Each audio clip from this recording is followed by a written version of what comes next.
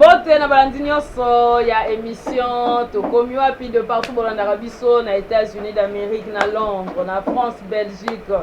Na pesi bino ba mbote, merci parce que ba message na bino ba appel les autres la biso bien makasi to comprendre que bolandaka et puis ebele bazolela bazotuna mituna c'est que vraiment boza na souci ya ba santé na bino kaka ndenga message na koloba que bolemba te bo continuer kolandaka po ba surprise ezebele. Vous comprenez déjà, on a le docteur Kabé, temple du roi Salomon.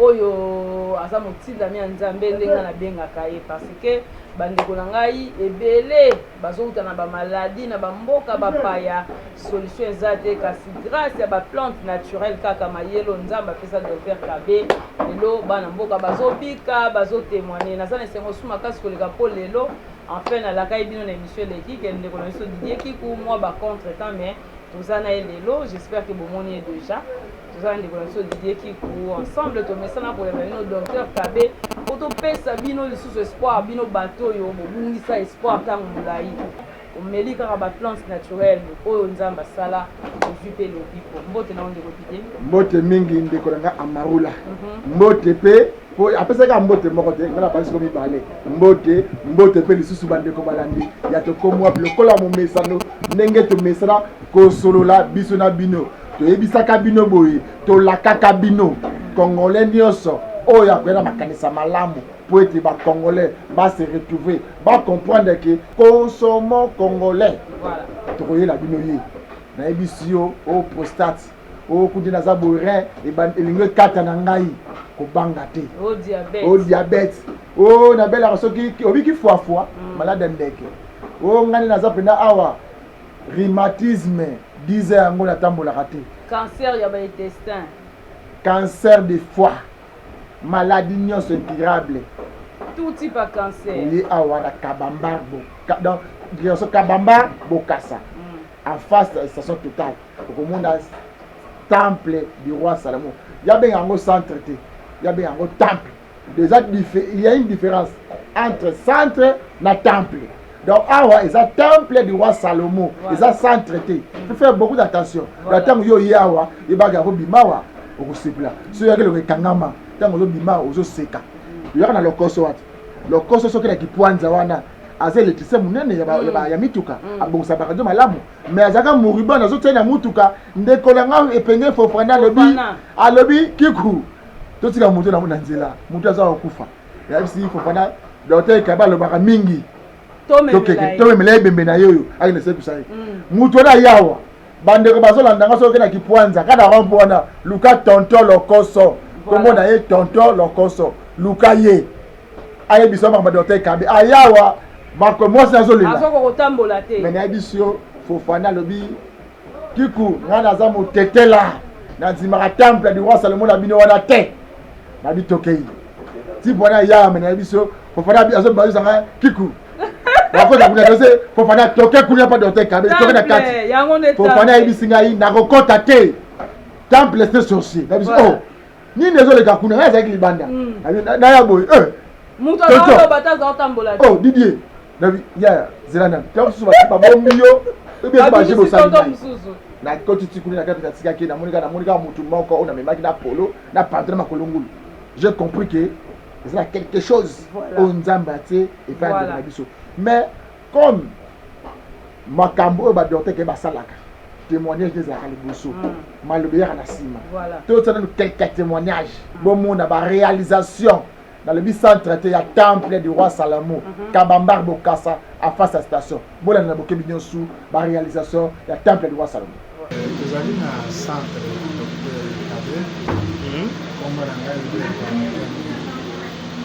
na yaki na zaki na moi pasi tokotana docteur l'expliquer le na pasi na ngai alors après singa ba moi pisi na mairie mususu a recommander nga ka dongo ke dosa na Libya na mela mai mingi siko pasi nini ozalaki nango papa bon pasi ezali kaka surtout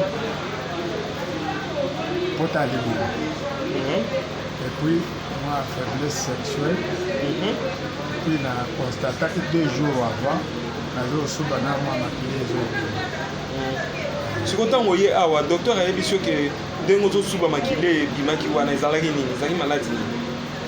Bon, ye moko kaka moto ayebi ngai nakoyeba te soki nani apesaki kaka kisi na meli nanga lobi ti natongo mpe nalamoki nasubi namoni masubi eza na normal eza susu makila wana ekei ekei papa mambo oloba eza solo eza solo eza témoignage ya nzoto na ngai moko oyo ngai namoni yango wana nazoloba eloko ememi ngai ya mpona prostate na hémorroïde.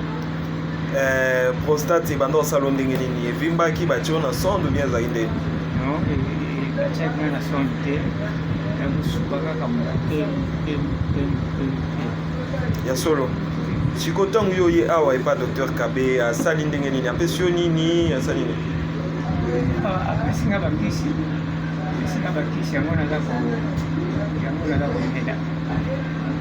Ntango omeli kisi nini esalemeli yo par rapport a ndenge ozalaki mpo olobi obanda osuba moke moke mwa mpasi nini esalemeli yo ntango ozwi kisi ezaka ndenge ezalaki ou bien omoni eloko moko oyo ezalaki te? Bon, kamwa changement na ndenge ya kosuba po ezalaki soki nasubi na okwaka masuka opona badepo ezotikala na kati ya kopo. Sikoyo eloko différence nango badepo wana eza lisusu te ya solo papa badepo wana na kati ya nani basalite wana basalite wana eza lisusu te.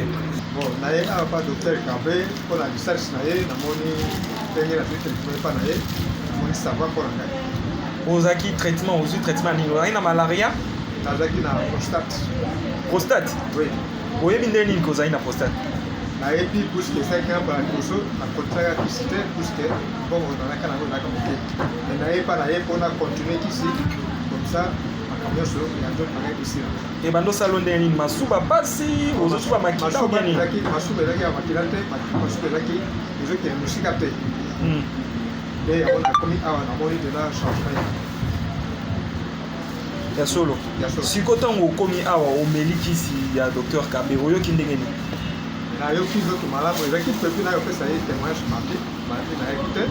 Po papa est-ce que ya solo mpenza olibiki ou bien eza eloko moko ozosala parce que esengwa kosala kaka ou bien opesi yo peut-être mbongo oloba makambo moko boye oyo eza yango te? nazo kopesa réponse oyo eza valable puisque nakomi awa meme na ndako nayebisaki mwasi na ngai mpona changement wana nayebisi mpe mwana na ngai mpona changement wana mwana alobi na ngai papa continue ndenge docteur na asali yo continue kaka epa na ye comme ça nakanisi ye makambo nyonso ekosala kaka koma epa na ye. donc na minute oyo masuku ekoma okobima nango bien ezwi bango malamu papa mambo oloba eza solo eza ya solo. est ce que ozwi mbongo te oloba makambo wana? nazwi mbongo te bazwaka traitement te ya corruption ezaka te. Chimanga awa tozali na centre médical ya Dr Kabe. papa Chimanga nini ememi yo awa epa Dr Kabe? Bon, eloko ememi ngai epa ya Dr Kabe ezali maladie ya prostate. maladi ya prostate esalaka yo ndenge nini? Bon, maladie ya prostate nabandaki banda 2017 nde nabandaki komona changement na ndenge ya kosuba. Bon, des fois masuba ya komona ebimi yango moko des fois ozokende kosuba me masuba ezobima te. otamboli combien de bisika? Bon, nazalaki na hôpital moderne esimbi te nakei na bamédecin traditionnel médecin ya liboso apundi na ngai esimbi te kaka na ndenge ya kolandaka télévision des fois naye komona publicité ya Dr Kabe nde naye nazwi adresse wana naye kokoma ntango oye awa epa Dr Kabe nini esalemeli yo? bon lelo nakomi epa Dr Kabe abandi kotraite ngai sikoyo namoni changement ya makasi. changement na ndenge nini papa azala clair? nakomi kosuba normalement ya solo badouleur oyo ebanda kosala ngai na bas ventre esili. bon ndenge masuba ezalaki koyoka masuba oke kosuba ebima kaka moke ekatani Vous avez souvent emballé, mais vous avez mouké. Mais l'air n'a eu traitement et pas à docteur Kabé. Comme vous avez si normal. Kaka awande masubana yeko bima bien. Awande na mwani ke na zongi normal ndenge na za. Tozali na centre de santé docteur Kabé, si Kabamba. Ya solo mama. Wazima Kabamba Bokassa. Siko kop nini oyo yeko sala awa pa docteur Kabé. Papa na sali kopi moko te. Ya solo. Ba pesi biso lisolo ya docteur na bandeko baza musika. Balakisi biso awa. Yango wana tolobaki te. Fona ya komona papa na docteur Kabé. Tango na ye na tongo pasi. Pasi ya nini mama loba clair. Naza na problème na makolo rhumatisme. Rhumatisme wana ekoma na niveau ya arthrose. Rhumatisme ekoma très aigu. Ekoma na niveau ya arthrose. Alors sikoyo tango na komi pa papa docteur Kabé.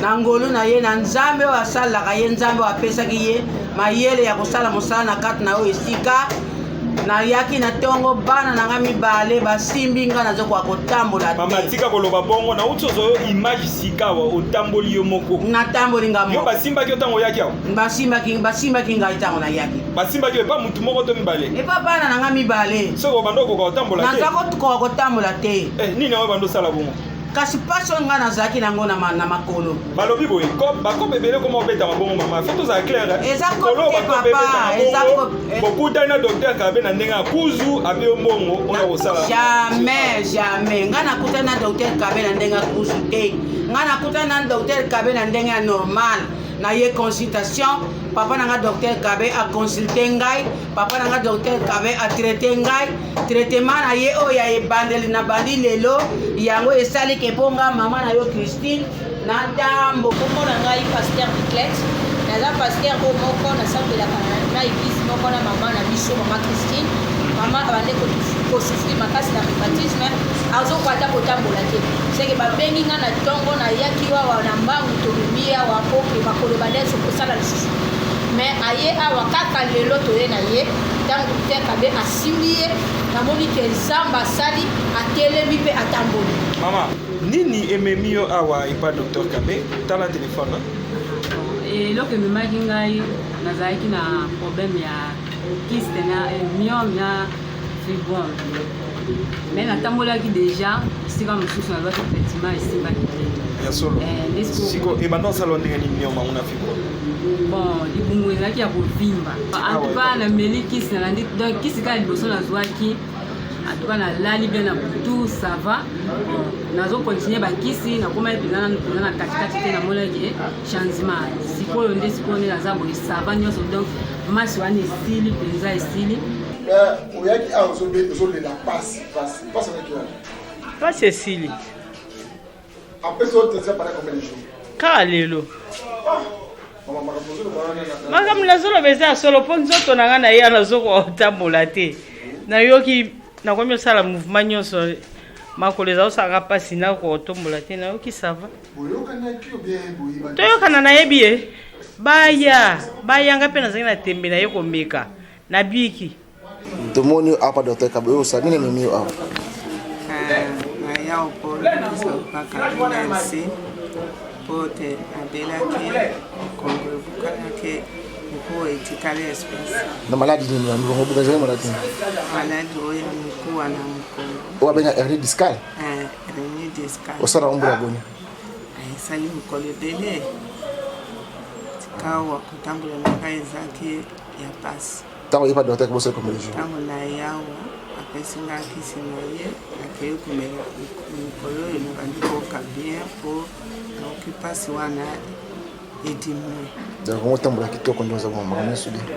otambola po bandeko okomela kisi wana po esila bandeko bazohésite koya mpona hernie discale pa docteur Kabé message nyonso nango kopesa bango atake mama nakopesa bango soko namoni moninga azobela nakoyebisa te tokenda lalakisa okote babikisi ngai maladi nde ememi ngai maladi nini wana nerf sciatique nerf ezoki ekote nini ezwaki nga na bandaki likolo ya droite etiki koatake nga na gauche nde moto etungisi nga makasi mbula boni te na bandaki yango na janvier mais oyo ye koatake nga sikoyo na likolo oyo ya gauche kaka na mwa ya mai etungisi nga makasi na façon moko donc naza kokoka kovanda te nakotelema te même kokota na douche kosuka même kobrose ya pamba naza kokoka te tofu kolela na kolela ntango yeba docteur kabisi ntango nalandaki ye na ndeko Eliezer namoni azosala en tout cas vraiment abi te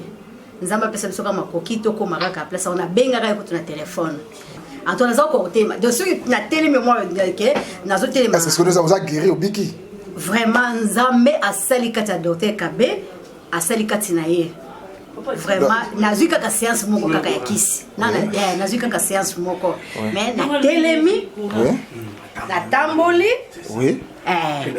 donc neza mode otamela normal parce que bato bazo c'était pour na nerf sciatique pour mboka ba hésiter te ponga pe na landaki na témoignage garçon mo alobaki asali nango 6 ans ne na landa ngabi aseke azo traiter na chaki tembete ndenga moko na ye na moni na misuke nzamba zo sala kati ya docteur Kabe. Bon, Ghana qui c'était quand il y a prostatite hein. Malade de prostate. Alors et tout ça pendant la bonne. La scène en moins en mois tango.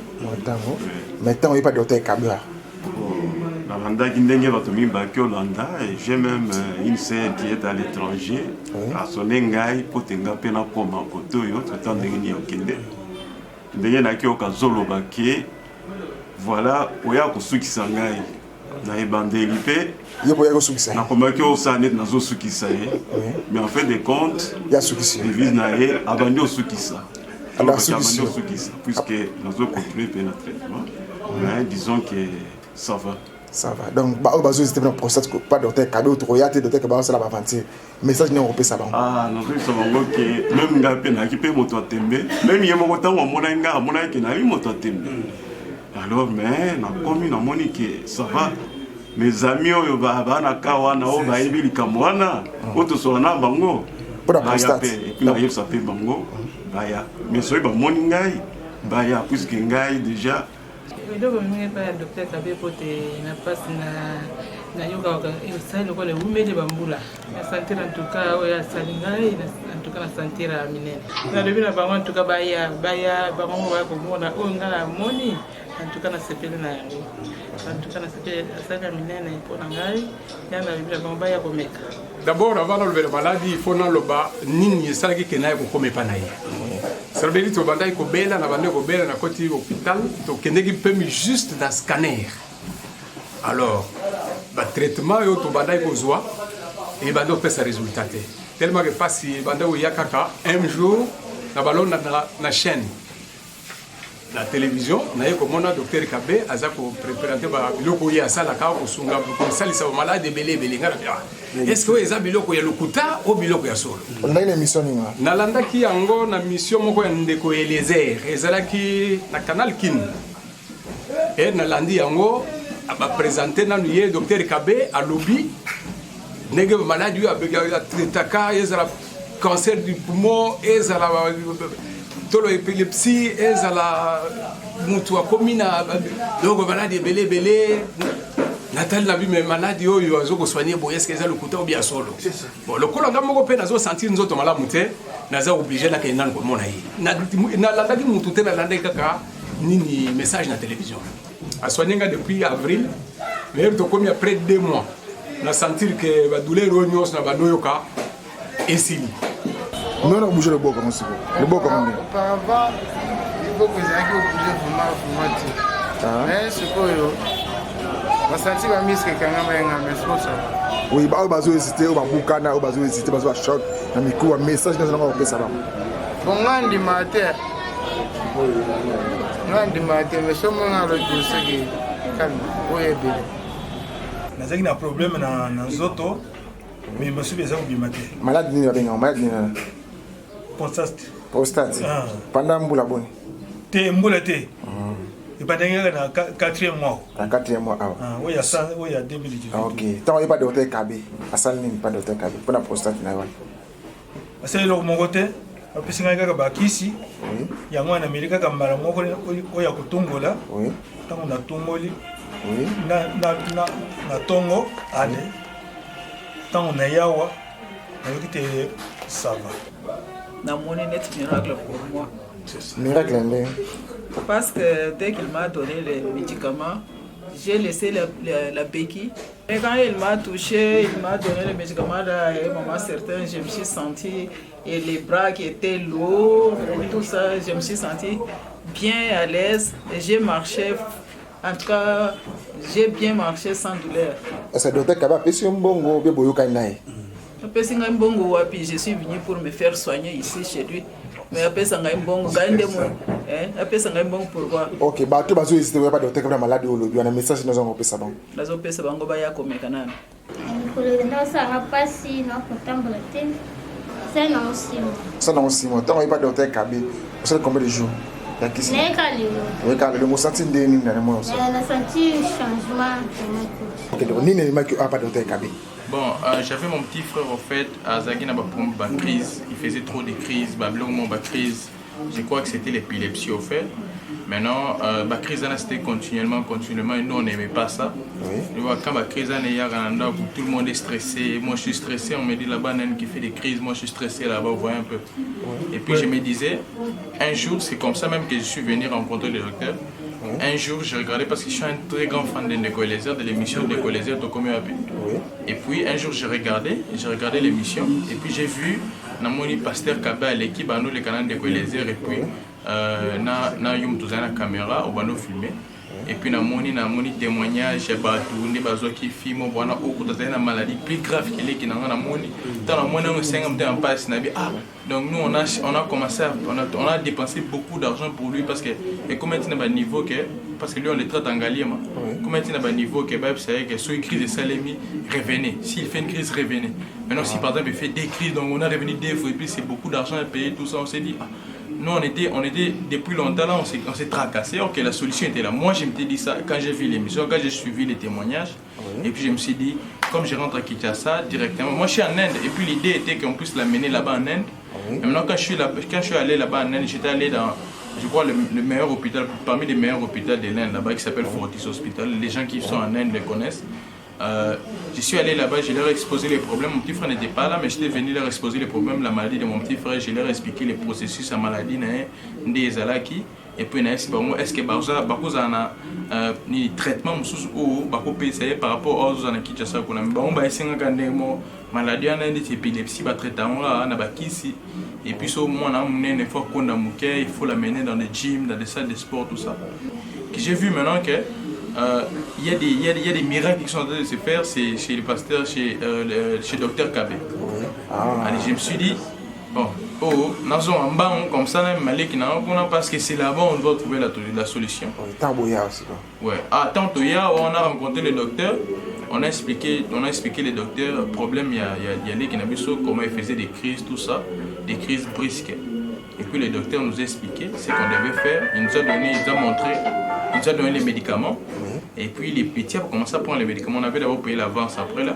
Et puis les petits ont commencé à prendre les médicaments. On a vu beaucoup de changements. J'ai vu il y a eu beaucoup de changements. Il y a baisse. Il ne fait plus de crises comme avant. Avant il me disait, avant crise il y a nous sentions nos vertiges. Lui-même il sentait ce que ça arrivait. Mais ils ont soudé à nos campagnes tout passe il est encore. Mais ils ont soudé. Moi je viens de l'Inde là où il y a, je crois, la meilleure médecine du monde.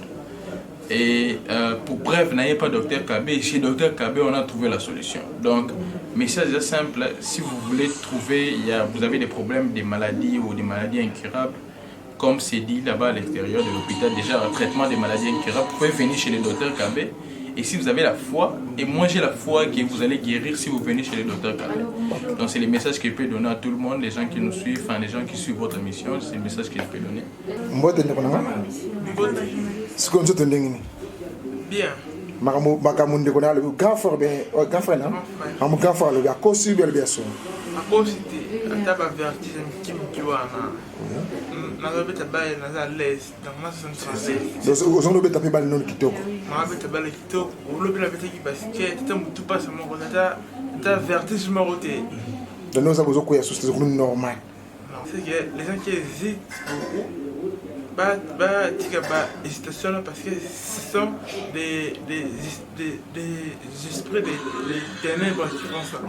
Donc, bato bazokanga bango wana bazoboyaki bakutana na docteur donc baoyo bazahésitana nazosenga bango batika bahésitation et puis il faut avoir la foi comme le dit mon frère donc so oza na kondima okobika basalaki kotambola te ozokotambola te nameli bakisi na biki tamboli malamu na sikoyo ça va sikoyo ndenge ozalaki liboso ndenge oza sikoyo sikoyo ça va changement eza makasi da bazomema osusu te bazomemanga mosusu ye moko motambola ye moko bon mbote mama mbote papa ozosimba aza mobali na yo bien mobali na ngai ndenge oyaki na ye aba motu kuta amonaki bino atémoigner ke bobanda omema ye komema sikoyo ndenge akomi boye ndenge nini en tout cas vraiment toyaki na centre Salomo ndenge moko abengaka epa docteur Kabe en tout cas nazali komoneka na télévision ke azotraite azobobwaka babeki bo en tout cas nga naza kotaki na doute nandibaki mpenza te mais obali nanga lobaki te memanga na lukunda azalaki na paralysie moko etakaki côté gauche taka côté gauche ebomaka mais docteur tokomaki pa docteur kaba yambaki biso vraiment très gentil ayambi biso tobandaki traitement ka jour à liboso donc deuxième jour déjà changement bandaki donc babeki donc mobile da yebita simaki bakite masaki bazomema ya côté le matin ça peut bloquer le boko dans le colo ekangami makasi donc à cause de na moto pour matif kozala mais to comme quand on est attendu matin to secte 2 jours après to moni changement mutako ngote le mayemu ko comme otambola imoko ba bazosite kasi ba bazotia teme botia teme en tout cas boye belé boye na centre en tout cas docteur azo sala musala nezo mona biso nzambe maluko na commune maluko kuna awa na commune Kinshasa awe ko sani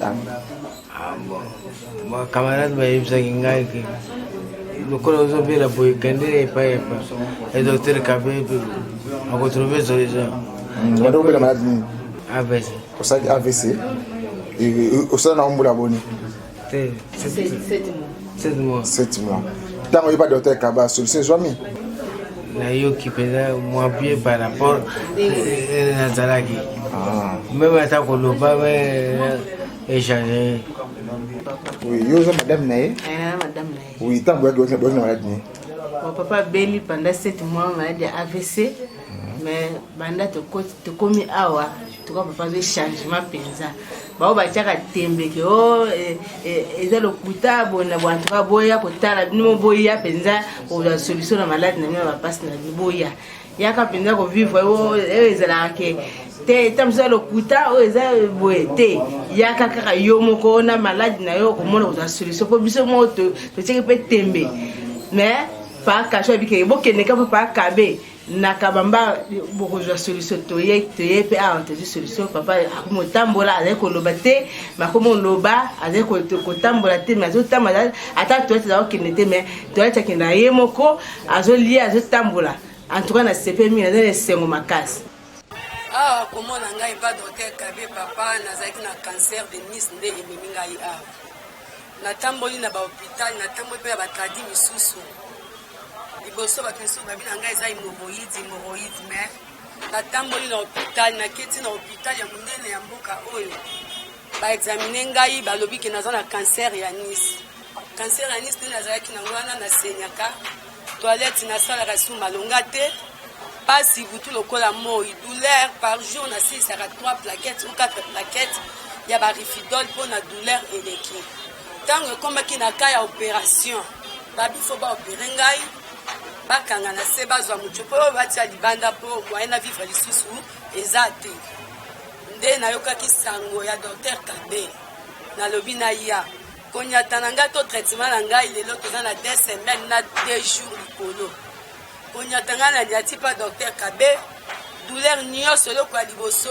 na lobi na kombo ya Nzambe oyo akela likolo na se douleur nyonso nga nazalaki nango eza lisusu te mpona sala toilette 2 jours 3 jours fona luka oyo de raisin namela mpo emeka koningisa nga libumu namela yango lisusu te nazosala toilette na ntongo nasali toilette na pokwa nazalaki kosenye dans la pampers je vous dis vrai au nom de Jésus nalaka ngo malgré ça naza na sous-traitement oyo ezalaki kosalama eza esute mpo nazalaki kofanda na makila ezobima oke toilette osala wese te me makila ezobima yo na se na kati ya nesi ya nafandaka te ozosentir eloko etonda yo na se ya kotonda nalelaka mpasi butu lokola moi nakomi na maboko ya docteur Kabe lelo naza na 2 semaines na ndambo nakomi kotambola nazalaki kolia te nakomi kolia ya motu ya toilette oyo batu oyo ezaki lelo 2 jours osali tokufinga lelo nakomi osala yango na ntongo ntina pokwa yango napamboli nzambe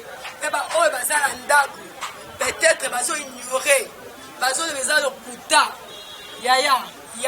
yaka komeka temple ya roi Salomon na nzela docteur Kabe nga lelo natelemi naza vie naza na badokima oyo nalakisa bino ke naza na cancer na Nice alobi eza kambo mpo basalisaka yango te me nakomi pa docteur Kabe lelo nga nazwi guérison lelo nga natamboli lelo nafandi lisu na bato nayebi ke nzambe aza malamu yo peut-être oza na kambo moko elekeli yo na ndako kodute te bien aimé yaka nzambe wana osala ndenge asaleli nga aza kapasité ya kosalela yo mpo babaki nanga so baopere nga 2 semaines 1 mois c'est trop na kokufa na nga mpo kanser baoperaka na bango yango te mpe na esika efandi yaya baopera yango ndenge nini mpo moto avivre ndenge nini na vie nga lelo naotambola mpasi ezalaki ya toilette me nakomi lelo kosala ya toilette yango nakumisi nzambe yango napesi nzambe ya docteur Kabe atika ya vi mpona kosunga milimo ya bato nzambe abonga ye nzambe abatela ye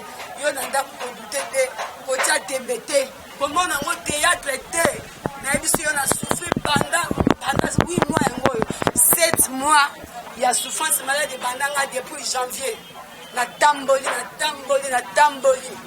nalobi nasuki na bahôpital amine na mboka oyo nde balinga baopere nga ata olokisanga docteur Kabe kasalisaka bi toute sorte de cancer yaka nayaki komeka mpe na ye namoni na miso.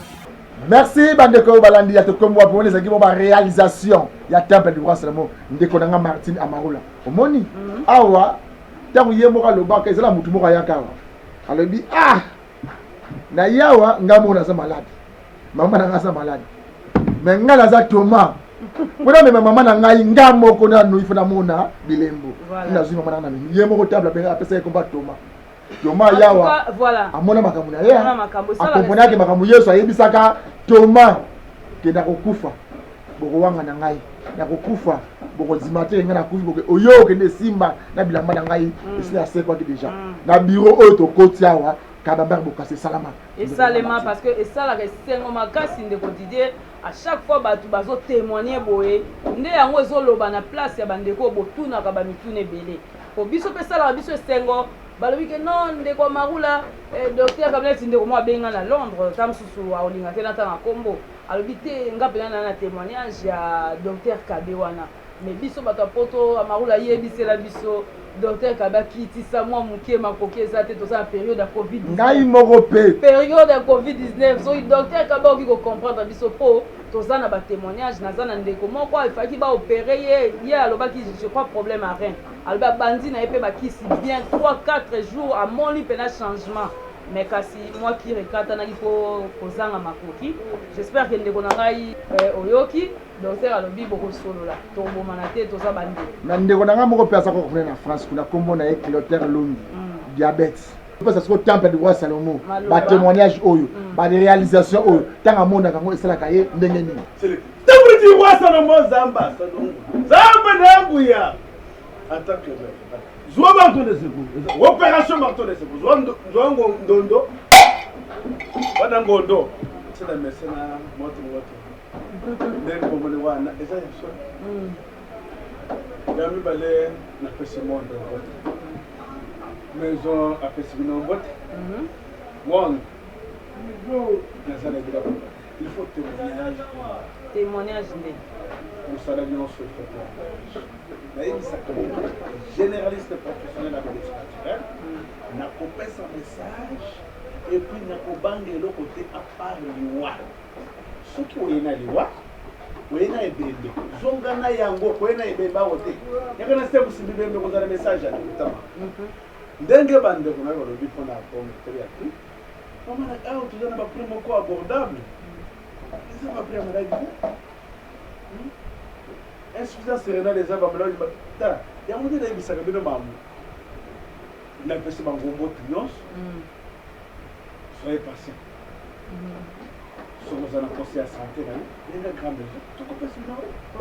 La santé n'a pas de prix. Merci. eloko ya liboso eza kaka nayoki ndenge bolobi yebisa bandeko na yo guérison totale napesi monde mbote lelo maloba eza tapeti wasalomo zamba salungo nayoki message ya ndeko na bino moko yebisa comment po docteur kabe azokanga bo ndeko na ngai nalobi boyi namona komalaji lokola nyoka kontini ngai na ndako na nzoto na bino yango nde naganga nakoganga bwango nakotikala kotikati maladi eza bible bote na biblia elobi boyi maladi na nzoto ya bato eza péché quelque chose à la pasteur soki eza na nzoto na eza péché c'est ça eza bible botala na bible nalo boboni nakuti ndeko na ngai aza na maladi il faut nagangana yango soki eza na nzoto na yo azobete sente lokola ndeko na bino nowe abanda koyebisa bato bosala bato nowe aza solar moto moko wana ndeko mbi aza na buka wana nowe nde azobeta sete libanda banda bosala tosala bato nyama tikaka eponge dadada nani ngai ero nadala nowe azalaka solar mais azoyebisa bato solo lelo nazozwa problème très sérieux okuti moto baye déjà na moto aza déjà mourant neto bauti nani koyelaka ya wana aza mourant natele moto déjà cancer d'intestin cancer du colon mais asa ake déjà nabiso non biso toza bato oyo tozala soki oza en bonne santé badétecte oza nalobi cancer tout numéro 1 monde nayebisaka bino oyo ochete tuna ndeko na yo nini azono soki eza flama mangwe yebisa mpe ndeko na yango bati yango nde nayebisaka bato boye eza mosali na kosali epui na kotikala nsima te avant oyo kotikala na se tonyati na biso biso agei nayebiki lelo nasuri esikoa nzala papa bobini napesi monde yamba napesi magazine tokomoa devo epui napesi ndeko na ngai désert nzambe akombo bino didier makesela epui nzambe akombo bino amos rubaki epui ndeko na biso oyo aza na régie donc asa misala moto ekotikala kokita te soki bomonaki ngai te avant oyo kotikala tokonyata na epui nakokipe pe te est ce que eza temple du roi Salomon merci napesi monde Zamba Pambo, botala ba témoignage, musala tout il faut témoignage. Tout type de cancer, épilepsie, maladie endocrinée, sarcoïdose, hémophile, l'esclérose en plaques, neurologique, tout va n'aimer beaucoup fois. Pourquoi tout n'a pas le problème est mental. Vous avez des problèmes, vous avez un problème mental. Vous avez une grande maison. ngai nalobi boye message eza moko à part liwa problème ya nzambe yaka na sekusi bibembe nayebisaka eza message ya lokuta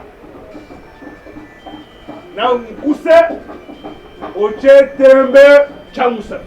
Merci mingi Docteur Kabe, temple du roi Salomon. J'espère que bandeko balanzio malobeze pas na ndeko Didier Kiku poto kabwana bandeko. OK, merci beaucoup pour la bongo Docteur Kabe. Merci mingi bandeko na amarola nengo pesa ba liloba oya suka na ko pesa bandeko. Na meka mo muke ko conscientiser ko sola bandeko. Tango na ko sola na bino bobo so na kate na suka. Bobo so na kate debout qui senso. Deka debout qui senso ne tombera jamais. Banda nyonso ya commune ya Kisenso tango bolandaka magazine to komi wapi il faut boyebaka moko na bino oyo atangaka na institut Bikanga atangaka na Mama Nzinga atangaka na Mambo atangaka na Itigi Tomesa akoma bongo molobeli to ndeko Didier Kiko akoma journaliste ya ndeko Eliezer bobosi na kate na kochaka ye mabondeli kosambela pona ye na kokomaka te mo ba j'aime na moi biloko ba kosala tozo la fierté ya bana Kisenso ya bana Kishasa na biso ngenga etelema toza parmi ba chroniqueurs auto tombola commune ya Kisenso la pesi bande ko kolanda ngai mbote et surtout na grand frère propre na Makila Guilain Matumona Longi yayo yangwana tokutani mikolo mezali koya Martine. Merci ndeko Didier Kipu kaka ndeko lobaki tokompenza na suka na pesi mbote na ndeko na ngai grand frère propre nono makangila Stumi Mundeke bozali ebele na pesi Olivier Mombata na pesi yo bambote ebele batu boza tellement ebele na lingi bino mingi bino bobolandaka ngai surtout libanda mboka nde place penza biso na bino tobetaka mwa malamu kotala kaka o amarula biso toza libanda epa docteur Kabe possibilité ezali ya kotindela bino bakisi même na mosika atindaka na ye. J'espère que bolandi ye na bokebi nyonso message ya kolobaki nazosekwisa bibembe eza lokuta yaka avant ekoma trop tard kozela te ntango ndeko moni mpena keno akomi na suka te problème nezali aussitôt badetecte malade contacter ye okozwa oyo alobiko na kombo na Yesu Kristo Masia tokutani koleza koya